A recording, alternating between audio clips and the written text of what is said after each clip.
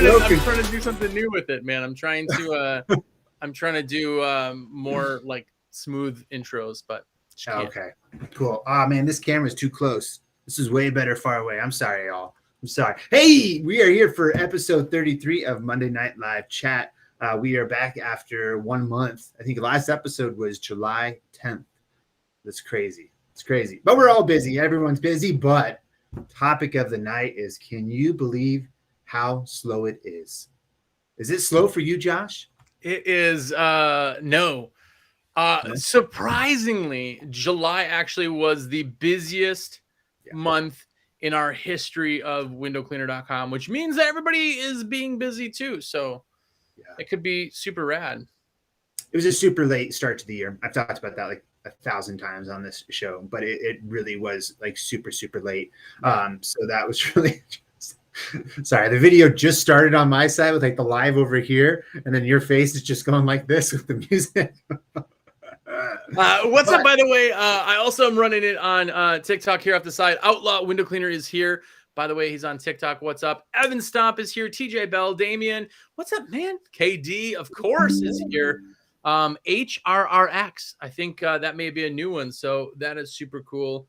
Bike Life Riley's here. Austin B. Man, it's a packed house. So maybe people are slower. Yeah. I mean, I feel like every year during like August was always kind of a slow time. Until you start in like mid-September, started really picking up again. Start getting residentials again, like full on October up to like Thanksgiving, maybe up to Christmas. We were always like Thanksgiving, though, was kind of like the real taper.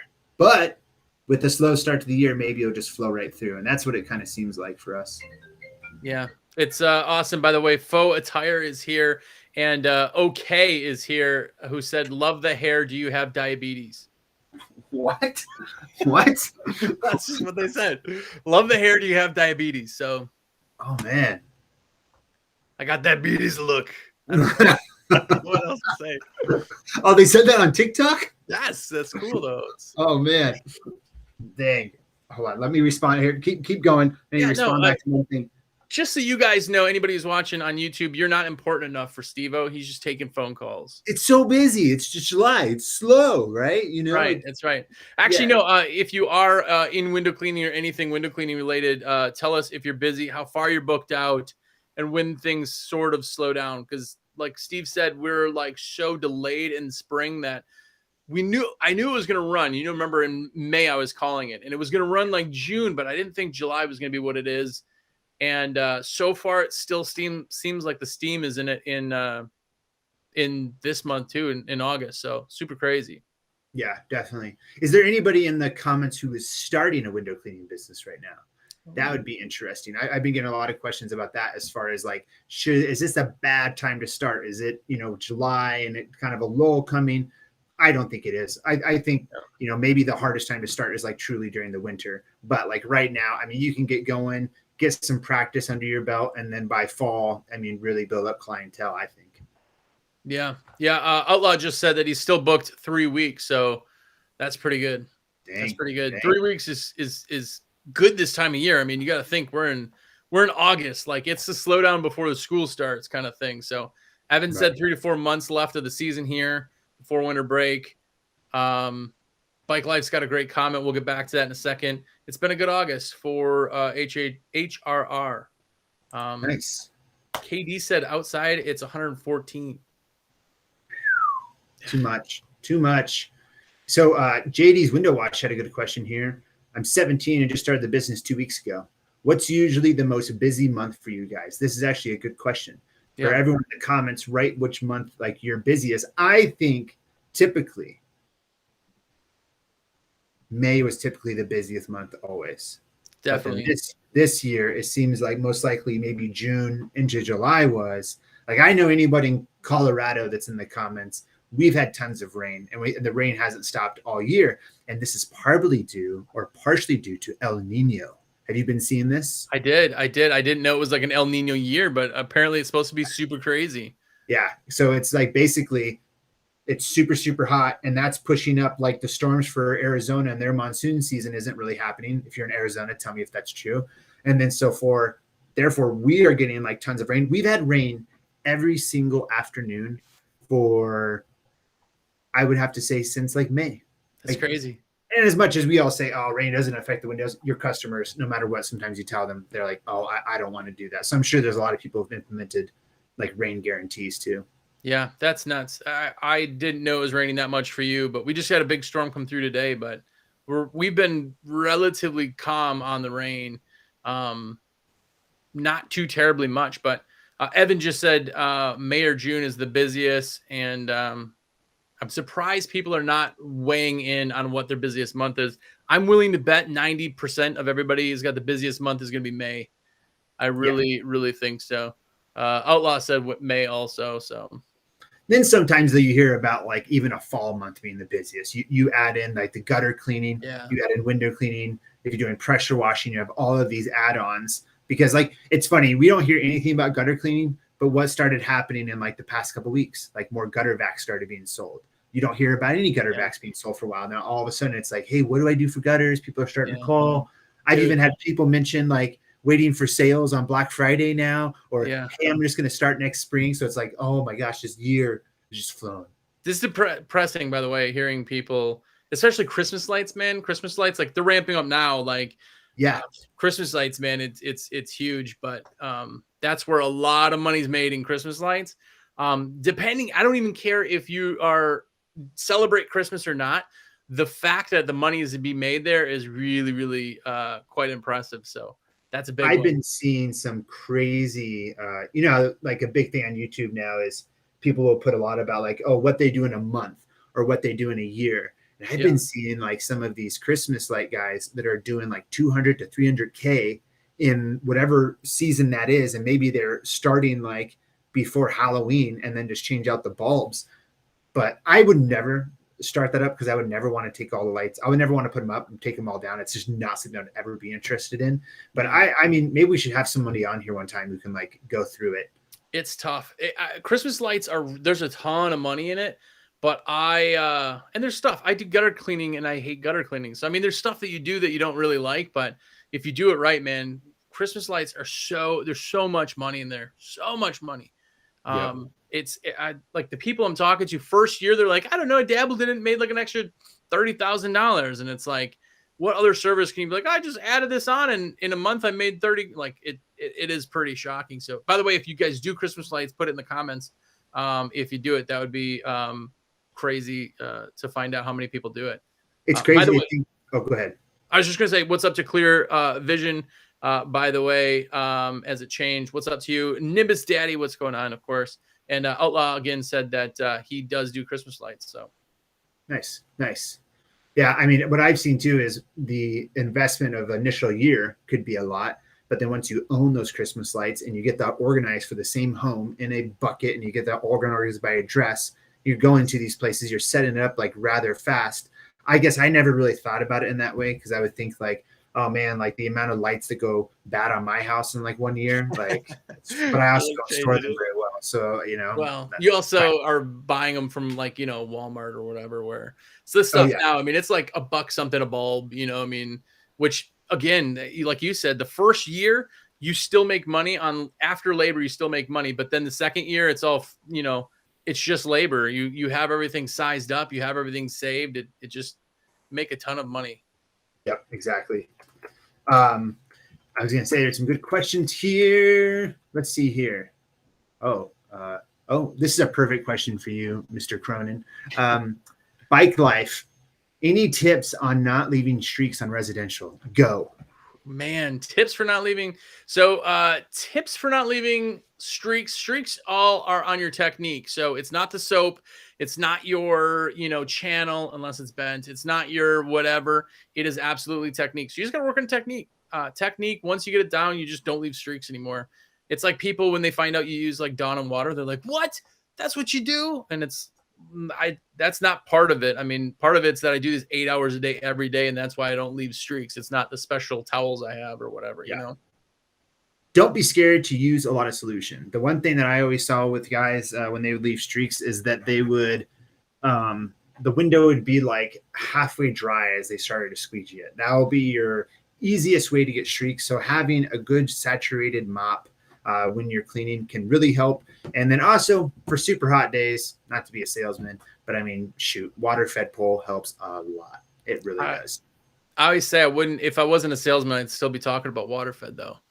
Like that just is, you know, and Nick Williams had a good thing. He did say change your rubber. Like it can be the rubber from like, because how many times you talk to people and like, do you sell less than 12 rubbers? And you're like, well, that's like 2 weeks worth of rubber.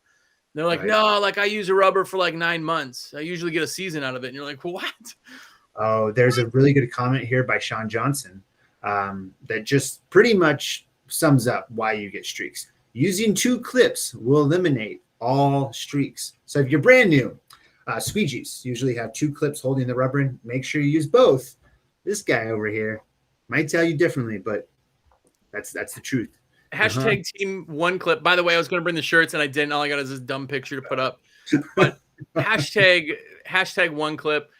Sean, I really like you, even if you're wrong. Like I like Steve and he's wrong. But the shirts, they're done, and we're just gonna put them in everybody's hands at the show. I think that's what's gonna go on there. It's gonna be crazy. It's gonna be fun. We did only like 200 shirts, so unfortunately, everybody's texting like, "Hey, can you send me one?" They're gonna be at the show, and if anything is left, then maybe. But 200 shirts at a trade show will be gone in the first like hour. Yeah, people who have no clue about it will come up and they will want one, and we have to give them to them. So there's tons of questions here, so we are loaded up. Behind. Yep. Charles. Came from Charles. SteveO, watching an old video, you recommend avoiding razoring as much as possible. Do you still believe this? Yes, I do not razor all the time. I only razor when I need to. And that's just due to that the quality of windows just are not as good. Old windows, I'll like razor like crazy because I feel you can just tell the difference. But the newer windows, I've even had windows that don't even sound like anything, like any sort of fabrication debris is happening, and just like weird scratches. So I just like to use them. If a window is like fully painted up, of course I'm going to razor. Holiday paint, I'm going to razor. A sticker, as far as when I can do a construction clean, I'm definitely going to razor at least the top layer off and get as much of that. But when you hear like a window that you can razor, that is super nice. But yes, I do think that even when you're training employees, telling them to limit the use of razors is a good, because I think it takes a little bit of time to get used to just knowing when the right and when the wrong time to use them. Yeah. I have a question for you, Steve. Oh, yeah. I had somebody tell me this. It's absolutely, I'm not going to tell you my idea, but somebody said that the new glass is softer than the old glass. I wouldn't be able to speak to that. I don't know. It's not a thing. But you said like, old glass. And the reason is when people say that, it's because you know that if there was any glass fines or debris or anything, it's more than gone. I mean, it's been 20 years of cleanings. It's gone. So that's why he says that. But then people hear you say that and they're like, oh, the new glass is just super soft. Like when they temper it, it gets super soft. Or I like this one too. It's so hot here that my glass is like super soft. And it's like, no, it's not that hot. Like glass melt at like 2,700 degrees. Like I had a friend recently got a new home, not a new home, but it's the windows are super old in it. But like I told him, I said, even though these are super old, it's super good glass at the same exact time. Like any new glass is great, but as far as me cleaning their home, it was awesome because I could get everything, like make it spick span. But it's just because it's like, that old glass, when you look through it, it's still like a little bit bubbly.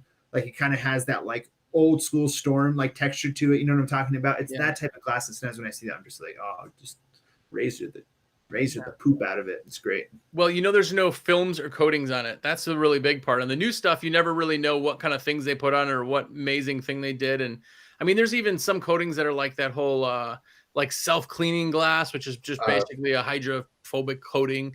Yeah. And you can scratch that or remove the coating. People are like, I scratched the glass. It's like, no. What about low E? We're talking about razors. I don't want to get off topic, but people always ask about low E also. Low E is between the panes, and I know that you always say that too. And like, have you ever found a window that was manufactured wrong? Yes, I have found many projects with that where the first time I ever really came in contact with it was a home that we were doing a construction clean on, and every single window had it exposed on both sides. It was crazy. Yeah, every single window of the whole house. And right away, I mean, we started, just going about it, not thinking much of it. And I use steel wool to start like buffing out spots, and every little spot that I'd buff out would turn into a purple hue.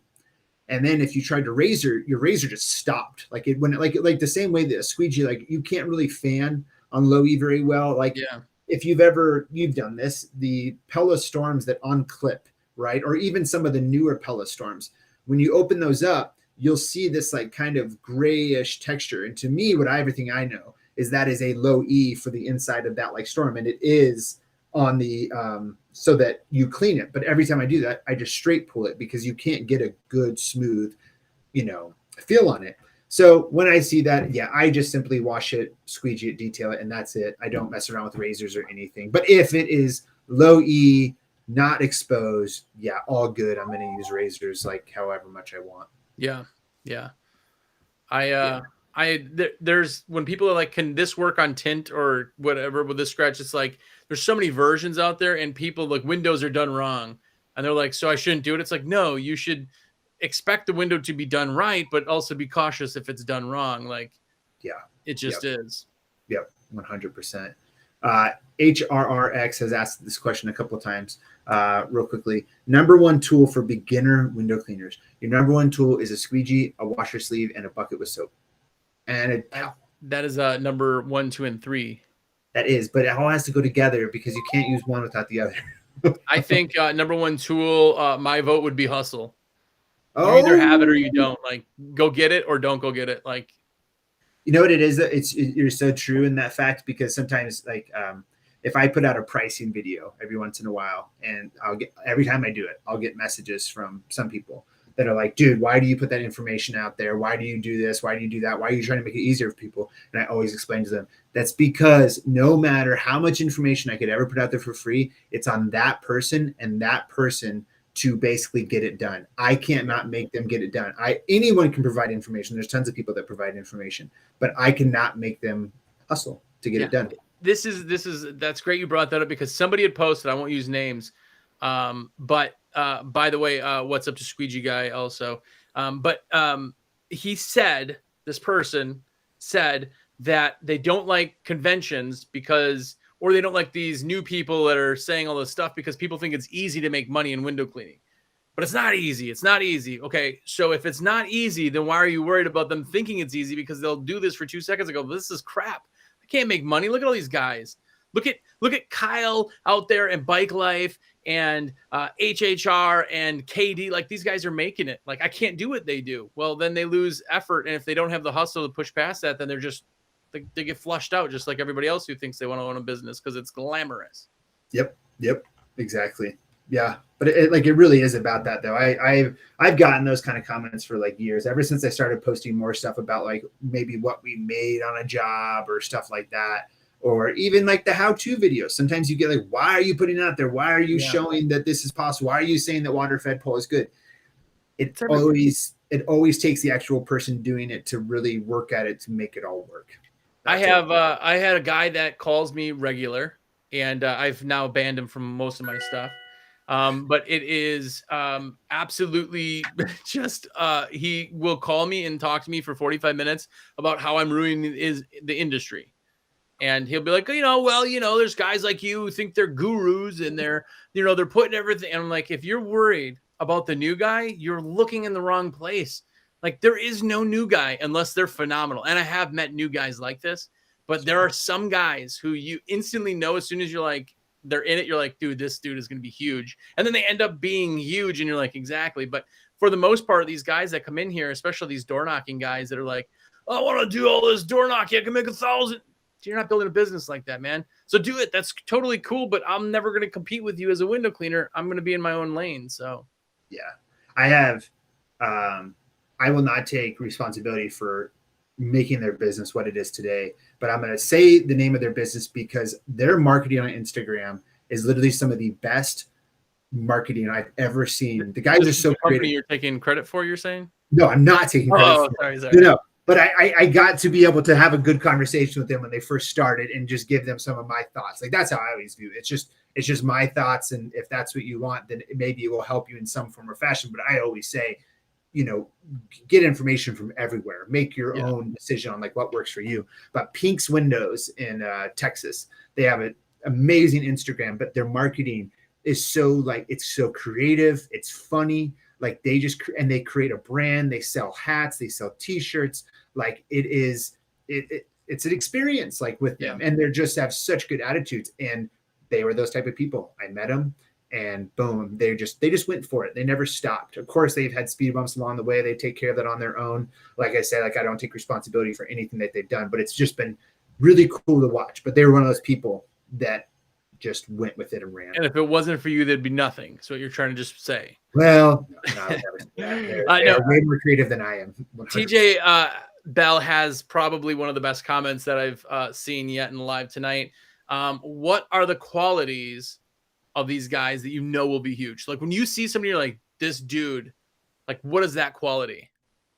I think the biggest quality is that they are never comparing themselves to any others. It is just boom, they are going, they are going to create their own thing. Of course, they're getting information from here and there to create it, like I was just mentioning, but literally that tenacity to just go after it and to not be looking at what else anybody else is doing.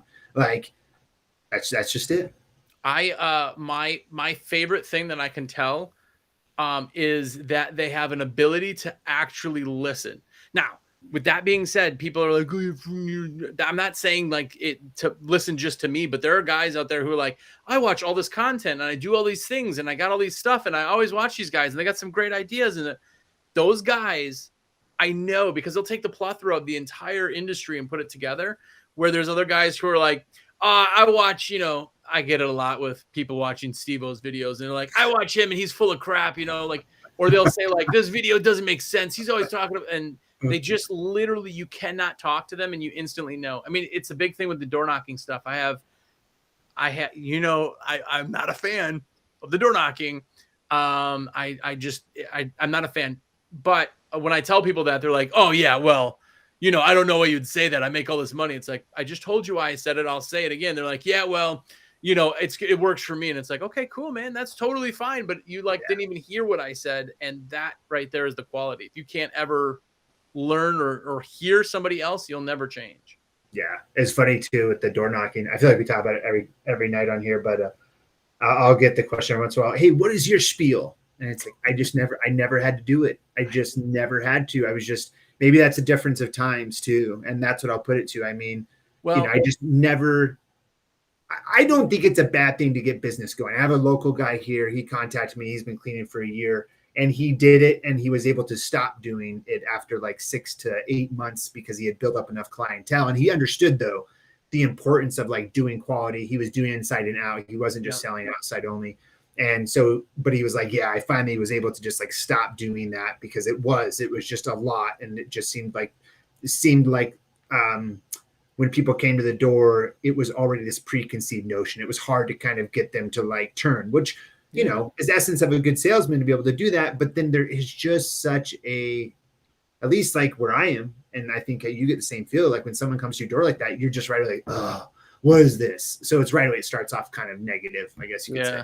Well, how many times does somebody come to your door and you're like excited, like, ooh, I have a guest unannounced at my house? Well, I had someone come drop off tamales today, so I was pretty happy about that. All right, so it does happen. It does happen. But now, I would like to know, though, ask the comments. If you're watching right now, please comment, but say yes or no if you do door knocking, because I'd like to see, I bet you it's the younger people, because the guys that you're thinking of, which have now started an entire like genre of TikToks, are amazing at what they do. They're really, really good. But now all these other guys are coming in the I'm doing this, and they're like emulating this whole door knocking thing, where when you really look at what we do, what we have, what we're building, it's just, I mean, it just doesn't fit for me what it is. And you can see by all these comments, there's not a ton. There's not a ton. I just want to address one question. SteveO, when's the OnlyFans releasing? It's already released. Tons of people have signed up for it. Tons of window cleaners have been asking for it for free. But it's $109 a month. It's not too much. No. Post really, really slick photos of like squeegees and good angles and stuff. Waterfed bowls. Yep. A lot of waterfed bowls without a sleeve on them. Things like that. It's a little risque. There it is. Just try when you really get in the big bucks. Go for his premium VIP. You won't be disappointed. what's this you know about this premium VIP? What is this? Sorry, that was just me. Real quickly, we had so many questions. I'm going to try to roll through some of them real quick just to kind of try to get some people here. JD's window wash asks, I'm new, and when I'm done cleaning the window, here's usually a white film on the outside edges of the window. Why is that, and how do I stop that? Also, does the quality of microfiber towels matter? So what that's happening is probably you're getting oxidation off the frames and when you're detailing. So just make sure to, what are you doing over here? You're folding the towel? He already said it in his comments. He said microfiber towels. Oh, okay. I personally, I like microfiber towels. I like the Xero fish scale Unger Nin Micro wipe. They're expensive. I really love them for detailing. This guy over here really likes Recycled Surgical. Recycled Surgical is really great, though, at the same time. I have no issues with Recycled Surgical. I just became really snooty and started using microfiber. Well, that's fancy when you can afford those fancy fish scale towels. It is how you wash them, though, too. Like, you can screw a towel up. Even a good Huck towel, which I have everywhere, like a good Huck towel, you'll screw up if you put detergent in it. If you wash it with any soap or like a bounce sheet. I've done that before too, where like back in the day, we had our stuff was at our house for a while, like our machines, and my wife like threw some stuff in there, like, oh, it'll be easier to fold the towels, and like threw bounce sheets in there, and it like screwed everything up for like 2 weeks just because I had to keep washing everything. So it could be how you wash them that really screws it up. That is going to leave white streaks 100% from the detergent. You want to hear something? I do. I put, let's say, the max amount that I can of detergent in my towels every time. I used to piss off Alfredo, and I used to put softener in just to piss him off, because to me, I've never, and this is just me, right? Yeah. And the one thing I would always say about like where you and I have been, I don't deal with humidity. And sometimes I wonder, is that, I don't have to deal with that. That could be a completely different element that is just not there for me. Anyways, but yeah, I always put detergent just like, oh man, it just makes everything smell good. It's great. It's true. Awesome. I love the fact that we are so opposite on most everything. I was trying to explain to Chris Lamborghinis, with windowcleaner.com. I was trying to explain to him the 1 clip, 2 clip thing, and he was just kind of looking at me. I was like, don't question it. It's just there's so many more 1 clip people than 2 clip people. He goes, I know. Anybody who is anybody is using only 1 clip. And I said, okay, don't make Steve feel bad. Clips. Chris likes his Unger Ergotech Complete XL. That's exactly what he likes. Chris likes his MacBook and he's not anything. No, but I mean, it's amazing when everybody kind of goes, what's the best fill in the blank? This is literally the answer to that. Is there is no, best of anything. It's just, it is what it is. It's all in what you like, So it's true. Yeah. Another question, just kind of rolling through here. TJ Bell, this is a really good question. I'm curious to hear both of your guys' perspectives on this. Where is it best for a total beginner to start, storefronts or residential? I'm going to real quick give you my spiel. It's pretty quick. I would start with residential. The reason I would start with residential is that I do think it's easier to right away start with friends and family in neighborhoods as far as getting them clean. Hopefully those friends will tell them you can do 5 rounds of door hangers right away. There's just a lot of avenues to get residential rather quickly, where typically with storefronts, you may know a couple small business owners that maybe have storefronts, but not as many people as you know with residential. Yeah. Once you get a good residential going, and then you start having extra time where you can go and either do in-person cold calling to businesses, that can start getting you in there. And then once you're into actual businesses and doing storefronts, what's really funny about that is the amount of people that see you doing that, that 1, will build your residential, and 2, you'll start getting people who are like, hey, I own the building down the way, or hey, something like that. And boom, all of a sudden that starts coming in. Yeah. You should always pursue all that stuff on your own without any of that kind of stuff organically happening. But that's what I would do. Yeah, I agree, because you can lay out your service as more of a premium type service than Route. I think Route is awesome. I love Route. But when you do Route, the problem is you're dealing with a lot of other bucket bobs. So you're always kind of like chasing this whole, it's $1 different. And until you really understand that we're a luxury business and that side of it, I think houses just do so much better for your understanding of the industry and everything else before anything else comes out. I agree. Yep. Simple as that, man. Yeah. Simple as that. Some of the biggest accounts that I've seen some companies get has literally been from like being at the right time or the right place, the right time, and huge accounts. Not that it's always going to happen, but do good work might happen. Next question. Cat Dog Food asked, is that $2,999 Ultimate Water Fed Complete Package on Window Cleaner a good deal for someone who wants to get away from squeegee work? Here's the deal, though. You won't get away from squeegee work. Squeegee work is always going to be there. So, like, keep your squeegees. And then, yes, that is a great kit if you want to get into water fed, but just do not consider it as your way out of squeegeeing. Squeegeeing is always going to be used for indoors, right? So it's a great kit. It includes every single freaking thing you would ever need as far as water fed pole. You get extra replacement filters. It is the best water fed package deal that's on windowcleaner.com right now, but I just don't want you to think of it as the escape of squeegee. How about it helps you use less squeegees? Oh yeah. That's official. Yeah. And if you're getting into water fed as far as a starter package, that's phenomenal. There's not a thing that doesn't come in that kit on top of the like $620 off. So yeah. Here's some things coming up here though. More comments have been talking about that is really slow right now. Vanderhoff just said this is the slowest month of the year for me. Anyone else? I saw somebody else say, "Oh, I'm glad it's not only me." So I mean, I would say we've definitely seen like a little bit of a slowdown from what it was. Maybe we started seeing it maybe the last week of July, some inconsistent days of what we usually saw in July, and then August, though, I just feel like, it's just going to happen. Like kids are going back to school already starting last week. When are your kids going back to school? Tomorrow. I'm sorry, Wednesday. It's Monday. Yeah. So, I mean, right there. Here's it. One more. I'm going to ask you guys for comments one more time, but tell me yes or no if it's slow or not. And then tell me your state that you're in. You don't have to tell me the city, but I would love to see if it's actually slower in regions more than it is all over, because like this group, there's people who are like, man, it's the busiest it's ever been. And then there's other people who are like, it's slower right now than it should be. And I feel like it's different areas, pockets of kind of where it is. So it would be very interesting to see. So look at how that starts off. Like super busy in Ontario, super busy in Iowa, and slow in North Carolina. Right? It's like, it's crazy. So you said yes if it's busy, no if it's not, right? Yes. Yeah. I don't remember. I'm pretty sure. Yeah. I mean, it is kind of all over. We asked if it was slow. So yes is slow and no is not slow.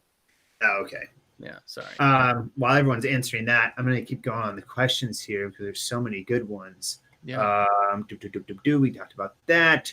Bike Life Riley, does a scraper and steel wool do the same thing, or is there a difference? Yes, there's a difference. A scraper is going to remove, if there's a lot of adhesive, like a large amount of adhesive, that's really going to help there. Paint, you don't want to if you try to remove paint with dry steel wool or wet steel wool, you're just going to be sitting there for days, and you're going to swirl the glass probably. So I would not do that.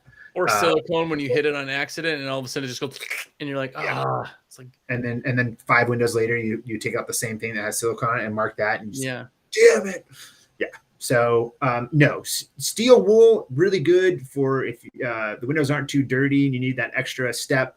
They're really good for that. A scraper though is going to remove more construction debris, stickers, kind of stuff like that. Yeah. Fingerprints, man. That's the best thing is having a little dry steel wool. And if you clean, especially on route, when you're cleaning, you got little fingerprints left over, just buff it off, done. Yeah. As you're leaving, always stop at the door leaving and just do this. Yeah. All right, I'll get it. Yeah. Do you do this? I do this, trying to see it in different angles, and then everybody's kind of looking at you, and I'm like, it makes sense. And they're like, oh man, this guy does a good job. This guy checks his work. Always does the doors. Always does the doors. Yep. The doors are what they see, man. That's a great tip, by the way. Louisville, Kentucky, busy, but we don't clean any residential and no clips Mormon liquidator. There you go. Let's see here. By the way, just a quick interesting one I want to add from the TikTok feed, but Squeegee Guy said that is looking like 08 here in Florida. Still steady, slow growth, just super slow for him. So crazy. I would have to say I was watching Squeegee Life podcast. Maybe this was a few weeks ago or a month ago, and Mark Tanner was kind of describing how I don't know if I don't want to say that he was losing storefronts, but he did say the amount of just stores, small stores closing was slightly concerning. I've kind of been telling people, and I don't think it's really a worry. I think it's going to work out fine. But I've really told people that with so many people working from home, man, I really feel like residential services is like, if you really want to push right now, why not push like that way? Commercial is always going to be there in some form or fashion, but like, why not? It's not like it's drastically dropping, but why not? Yeah. Well, that's the other thing too.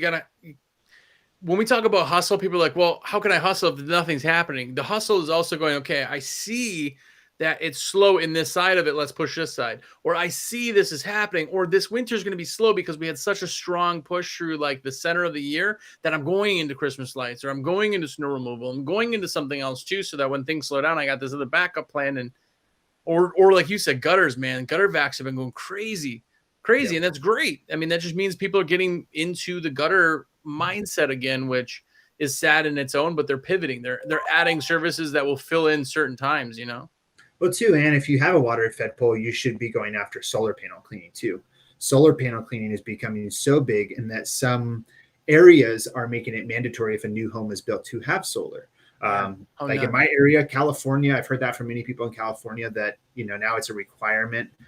So, I mean, that's another service you can add. And I think that's one of the best money-making services, depending on how high on a roof you want to go, like whatever. I mean, there's just $10 a panel, $199 minimum. Yeah. My gosh. I mean, you're doing that way quicker and easier than a $199 home. So. Well, what's crazy is in a window, yes, it's nice to do, but there's no efficiency. Like, it doesn't change anything except the look. In panels, it's like you just spent $20,000 on solar.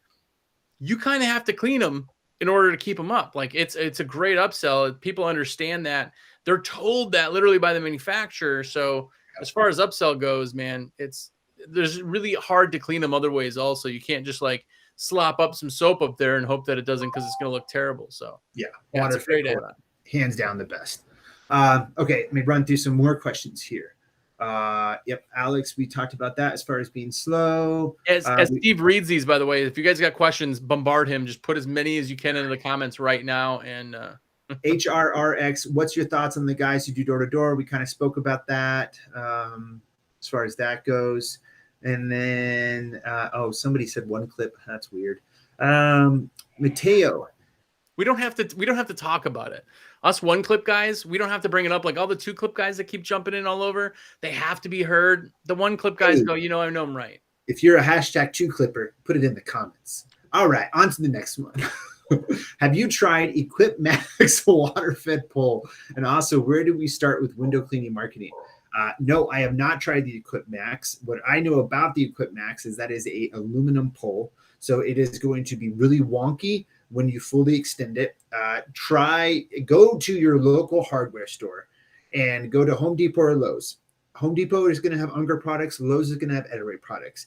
Go take one of their 24-foot 4-section poles and extend that thing right there inside of Home Depot or Lowe's, and just go like this with it, and you'll just see that thing just flop everywhere. That's going to be your Equip Max pole. And also, don't do that too hard, or you'll never be able to close it again, which is like the worst part about aluminum poles, is that, you know, they're like, well, I'd like to scrub real hard. Well, as soon as you scrub with a thing, it bends, and then you can't close it back up. And we had a graveyard, man, 2 dozen poles, just like, I'll pull clamps out of it, or collars off of them maybe, but that's about it. Yeah, I feel you there. Let's see here. So yeah, and then where do we start with window cleaning marketing? We've kind of talked about that tonight. Josh, what would you say? What would you say would be the number one best thing to start with window cleaning marketing? Well, time or money. We always talk about that. I think it's an every episode thing, but yeah, if you got time, go do flyers, do door hangers, hand stuff out, you know, go on Craigslist and make postings for free, go to mommy groups on Facebook for free, add your stuff onto your Facebook page. I mean, there's lots of free stuff you can do, and you got time and not money. As soon as it gets in, you're like, dude, I'm so busy. I can't, I don't know. Still advertise, but now you're advertising stuff where you're paying somebody else to do the labor. That's EDDM. It is SEO work. It's paid ads, Facebook ads, AdSense. It's all that stuff. So, yeah, all that is great. I'm just trying to move through them here. 313 Slicks. There has been a skyrocket with young people getting into window cleaning. Do you think it will ever get saturated? No, I don't think it ever will get too saturated. Not saturated, but there's only so much content the TikTokers can do in this whole world. It's a fad in that side, but I think that there's going to be a lot of really good companies that come out of this. And there's these guys who are, super young. And they're like, dude, this is awesome. My buddies are flipping burgers, making fries, whatever. And they're making like $10 an hour, working 3 days, a week. And I can do what they do in a month in like a half an afternoon. Like there's guys that are really going to see that. And I think for the industry, it's great. I think for the, having people genuinely getting into the industry, I think is going to be great. But there's going to be just as many people who, how many people come to you and they're like, yeah, my mommy is going to do this. And you're like, dude, like, that's cool. It's cool. Like, it's great to get into it, but you got to take it at some point. If you don't take it, they're not going to do the rest of it for you. Yeah. I don't feel like it's ever going to be like too overly saturated though. I just feel like it's, I haven't had any one door knocker come to my door about anything. It'll never be saturated. Think of every house you've ever seen in your entire life has windows. Yeah. And it is super rare. Like, you go into a neighborhood, sometimes you'll see a few HVAC companies working in a neighborhood. How often do you really go in a neighborhood and see like 3 to 4 window cleaning companies working at the same time? Yeah. That might be a really bad analogy, but that's kind of how I think about it. I just don't see it as an overly saturated thing. At least in my area, I don't see it as that. Yeah. Let's see here. Salas made this. When should I hire workers? What kind of insurance is needed? Business is good right now, but what if it slows down? When should I hire workers? Huh? He said, what if it slows down? It will slow down. Yeah, it's going to slow down. Seasonal employment, yeah. I would say, man, good time to hire workers is really on your own decision of when you really want to do it and when you really want to take on the extra, cost. But also, I think what you have to think about is that when you add workers, it's not going to be like, oh man, like my bank account is just going to skyrocket. Like there's going to be that time where you kind of level out, you kind of get back to what you were making, and then you start seeing that like increase happening over time. So it's just really dependent on like, if you want to grow your company, go for it. If you want to be a one-man show, that's your decision. So it's more based on like, that's how I would answer it. Of when do you want to do it? People think too, like, oh, if I got 10 dudes working for me, like that is this much. And it's like, okay, so each person, their cost right out of the gate is going to be 30+% for just them. And that's just for their labor. And now you have everything that goes with that person. So now you're talking about maybe, grossing, especially depending on where you are in saturation, 10% of a guy up to maybe, 30%, I would say, maybe, if you're really at a good point. But eventually you have to hire somebody in the office and they don't make you any money. They only, take money. Well, that comes out of everybody's pocket. And then now you have more trucks and more insurance and more everything. And then once you hit 10 employees, then it gets into the healthcare thing and everything else. And it's awesome if you want to grow something, but just understand the reality of it. It's not the glamorous, I got 10 employees, 20 employees, 50 trucks. It's not the measuring contest everybody makes it out to be. Yeah. Yeah. I always find it interesting in this, well, I guess in pressure washing, window cleaning, how many people do build large companies? And once they build to a large company, they sell it. They go back. I don't know if that's how you felt when you when you sold yours, but I just find it interesting that so many, and I guess I can't speak for everyone, but it's just of how many people will get to that point and boom, they're kind of like, I want to get rid of all of this. Like maybe not they want to get rid of it, but their goal was to build something big enough and sell it. It's a great investment, as far as that goes. And there is two sides to this, and we're both this again. We're literally yin and yang, but there's two sides to this. There's a guy who just genuinely loves cleaning windows, and that would be a Steve. Like even if you did 1 day a week, you would do it just because you like, dude, I'm so happy Tuesday's here. I'm going to put my AirPods in and just go do it. Right. And then there's other guys who, just want to build the company. And what ends up happening with those guys is you see the Chris Lamborghinis, the Kurt Kemptons, the Josh Latimers, those guys who build a company.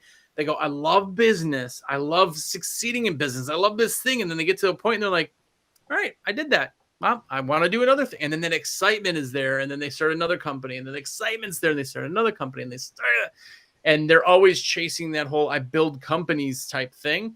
And there's other guys who are just like, it's cool, but I love this, dude. I'll do this until I can't walk anymore. Yep. Two sides. Exactly. We talk to people in their 60s who are still cleaning windows every week, you know, even some in their early 70s that are still cleaning windows. So, I mean, there's just some people out there that just truly enjoy it, and then they don't want any part of, you know, owning a business and dealing with it. But yeah, I think you explained it really well as far as that goes. He's 55. The what? Vanderhoff just said he's 55. Yep. Same age as you, Steve. Huh? Huh? Man, I look like 55 on this freaking thing. Did you see somebody said that you look like a villain now because you moved your chair? Oh, I do? It's great. You're like super dark. Like your beard is like, you look like your hair is like super dark. Yeah, see, look at that. It's thick right now. I've been growing this out for a bit. Do you have like a cat on your lap or like something like the villains do? I haven't seen you do this anytime yet, you know, with the screen. It's closer. So I changed around my office in the way that like my computer used to be over here. Now my computer's over here. So that means my USB cord only goes a certain amount. So now my camera is more in the middle, but I kind of like it. I really like having the thing in the back, but that's what created that buy problem. Some supplies from Steve so he can buy a bigger USB cord. That would be great. That's true. It could be very well used. More questions here, or did you have anything you were getting at? Is there anything on TikTok? No. People saying what's up. 2 clips. I think those are accidentals. I don't think that. But there is one thing. If you're here now, people are putting their age in there. Put your age in there as Steve is answering questions. I want to see like the gambit. Man, what was that time we asked somebody? We asked like, what do you guys thought I was as far as my age? And people thought I was like 10 years older than what I was. It was pretty sad. It was not maybe good. we should ask again now since you're looking different apparently. Nope. I don't know how to pronounce this name, but Schnur has fun. I struggle with hard water stains. Any helpful advice? Hard water. There's a simple breakdown of chemicals with hard water. If it's like mild to medium, you can use Diamond Magic, BioClean, Unger Rub Out, and apply them with like a white pad. If you're What's your favorite of those? I love Diamond Magic, but it's just super important that you don't apply like a lot of a pressure with that. It's gritty. You would never want to use that with a polisher. You know, as far as that goes, but I love Diamond. It works really well in my area. I do know many window cleaners in other states where they feel like certain chemicals work better in their areas due to what's in their water. So there's that. And then one of the things that you love, One Restore and acid wash. When you have really bad hard water, that can really melt it off like butter. You just got to be careful to not have the window dry because it can etch. So what I see some people do is they have the window wet before they even apply it. I've cleaned it, re-wet it, and then apply it, work it in. And I've actually seen that work out extremely well. And then after that, you're just moving to a polisher, and you're moving to like Mr. Hardwater has a great kit that's on our website that pretty much encompasses all those things for about $550 with the polisher and everything. And so those are kind of the grades. But I would say the biggest thing that I think maybe you asked this question is you had a customer say, oh, the windows look great, but there's hard water on 10 windows.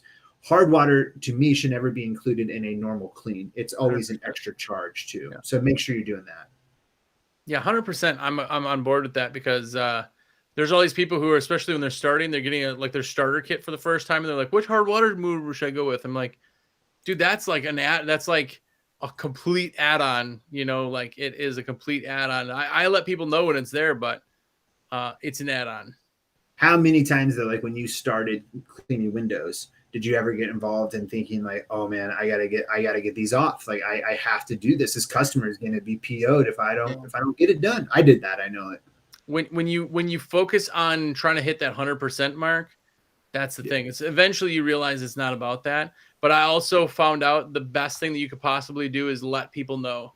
Because if somebody finds out on their own, they're pissed about anything. Like if you break something and you don't tell them, they're super mad, even if it was a golf ball. Like they're mad. But if you go to them and say, hey, everything turned out amazing, but just so you know, there's a little bit of hard water. Those are little water spots in the front. That's probably from some irrigation or your facade, blah, blah, blah. If you want us to take that off, don't worry. Just let me know. It's starting at $20 a pane. We can get that off for you. It's a chemical wash. We use an acid. But let me know. And they usually go, oh, well, thanks for letting me know. But if they come to be a problem, I'll let you know. But they know now. So they don't look at it and go, oh, Steve did crappy work. He missed all these windows or their spots, you know, like if you tell them, it's a whole different thing. Yeah, exactly. And, you know, if I have the like 2 windows where it's not too bad, why not remove them for the customer? I will do that kind of stuff. I have a couple customers where they just get hit, but they're like, it's super quick to bring the Diamond Magic down there, hit it, get it off. That's okay. But that's if like you want to do, like, that's like doing, you know, a little old ladies. I've done jobs before where I'm done and they go, oh, how much do I owe you? And I'm like, don't worry about it. Like, that is something you decide to do because we have a business, you have this cool asset you can do, but I don't think it should be included in everything. But some people do. I mean, if you want to, that's part of your USP, that's part of your value. Awesome.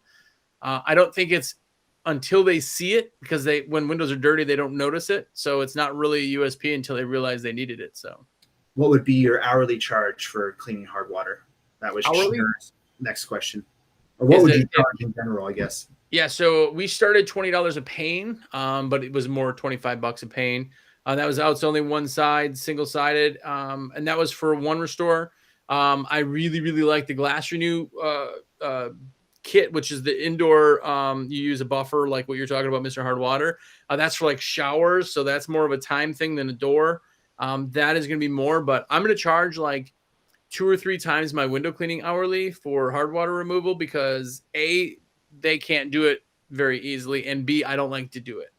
And it's time consuming and your hands hurt and you really put in the labor with it. So don't step over dollars and make pennies.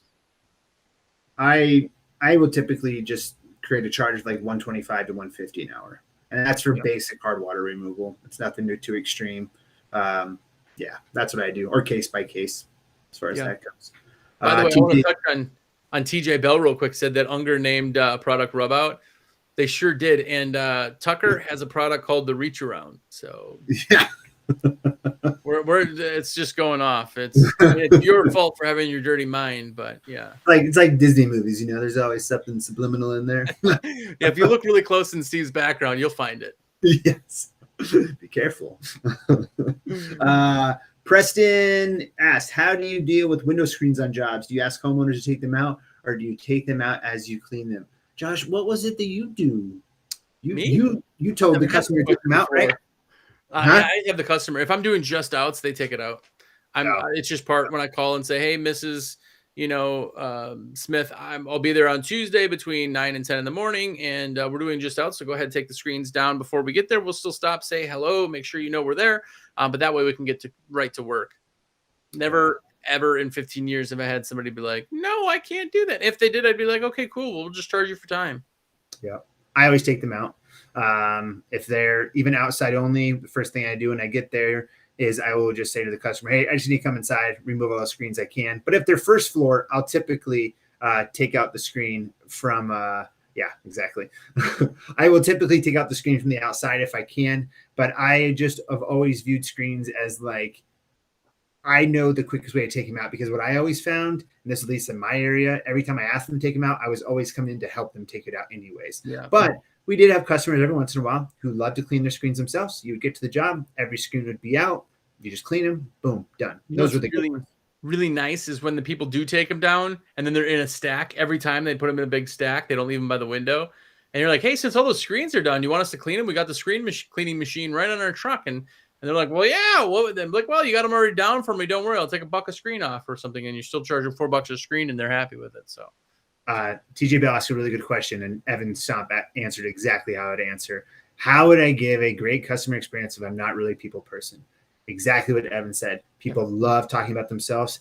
Don't talk about your business and what your business is doing. Ask them about them. And you'll find that either that person will just start talking on and on about them, or they're also not a people's person and they'll be rather quiet and give you one-word answers. And at that point you say, okay, put my headphones on, clean these windows and get out, because that's what that customer wants. So yeah, those are the typical 2 customers. But literally, I mean, if they ask you about you, great. Tell them a little bit, but always kind of revert it back to them.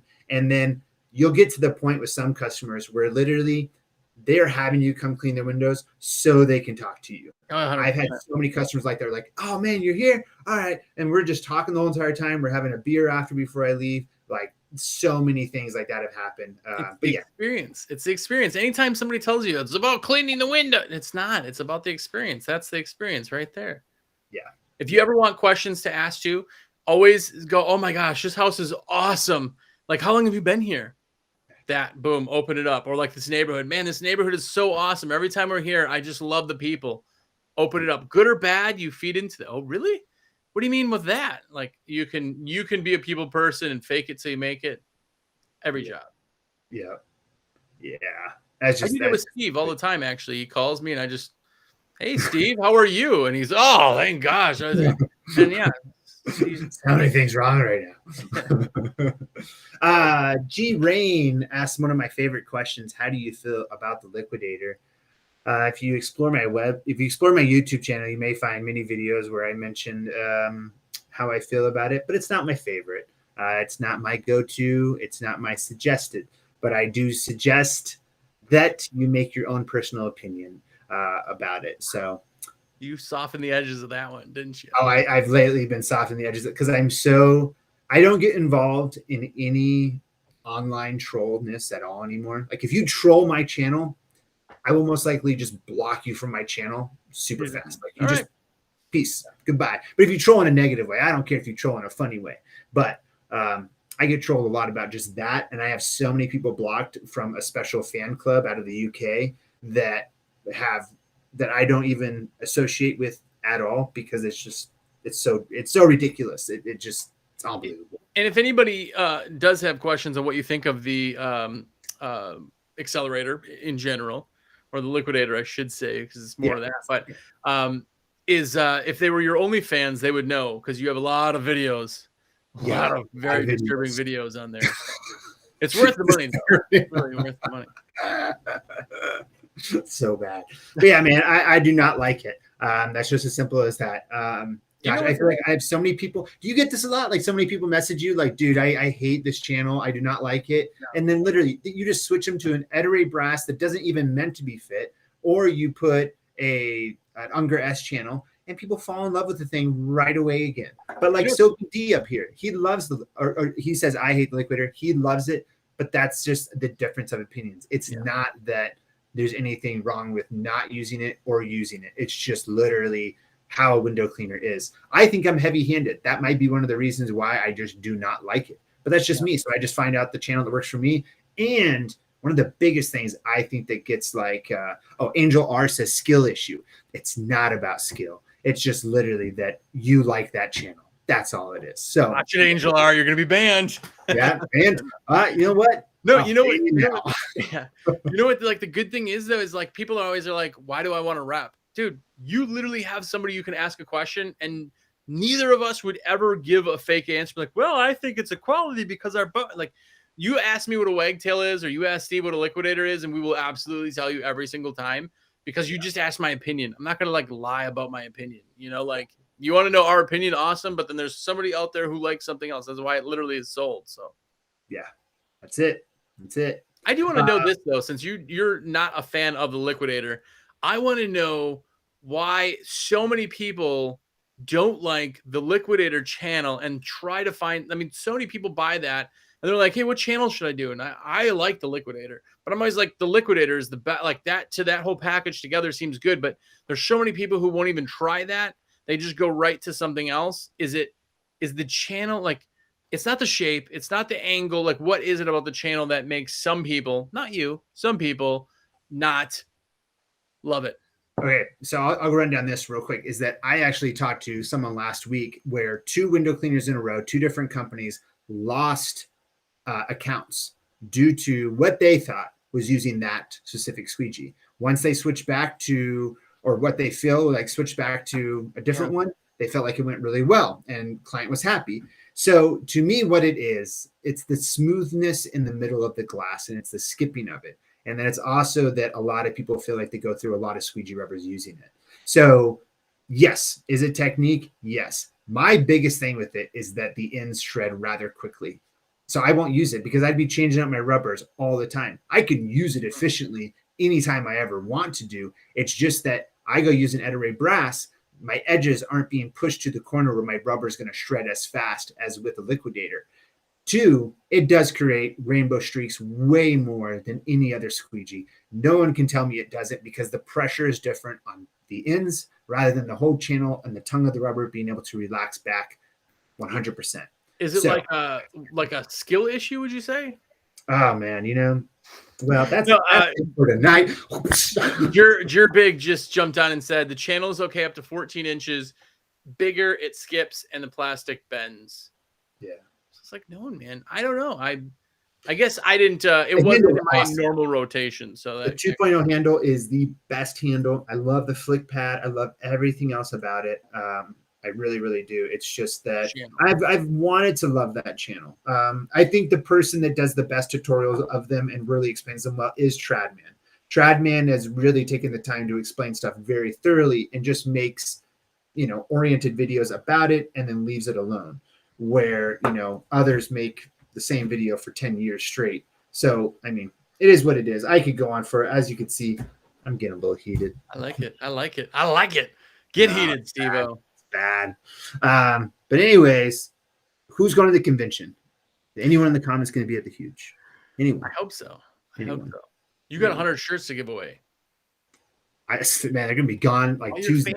All your fanboys are here. This is it. There's like 6 people that said 2 clips. That's it. Everybody else is 1 clip. So yeah, I buy my subscribers. It's pretty simple. Not cheap, but it's worth it. You know, that's it. But anyways, it is end of the show, and we will be back in a month again. And we're sorry that it's been delayed, but it's just everything's so busy during this time. It's just super hard. Yeah, we'll be back to through the winter. More people are here anyway, I think, and more time and stuff like that. But we are literally available for calls anytime, all the time. It's just live stuff. Like the daily lives, we haven't been doing those. It's just literally so busy that all of a sudden I set an alarm at 5 o'clock so that I don't forget to go home at the end of the day. And my alarm will go off and I'll be like, what? Yeah. Like it was like lunchtime. Yeah. It's crazy how fast the days go by. But did you have anything to share? Yes. If you haven't yet gotten your subscription to the American Window Cleaner magazine, look at that. Please go and do that. It's absolutely awesome. And I don't have it. Crap. I do have the one that's coming out this month is going to be the Scarface sticker. And it's like one of my favorite stickers that I've ever made, which, I mean, whatever. But anyway, I'm excited for that. So if you haven't seen it yet, go to awcmag.com, get the subscription. And if you guys didn't know either, SteveO has this little YouTube channel going. It's this little thing. If you haven't subscribed yet and you're here, I don't know what the heck you're doing, but subscribe to his YouTube channel because he is internet famous. Internet famous. Can you believe it? Okay, that's it. I thought there was going to be a song. I was going to dance. That is it. But thank you guys for coming. I know that I announced it today. You guys all were here. So thank you. And we will see you next time. Goodbye.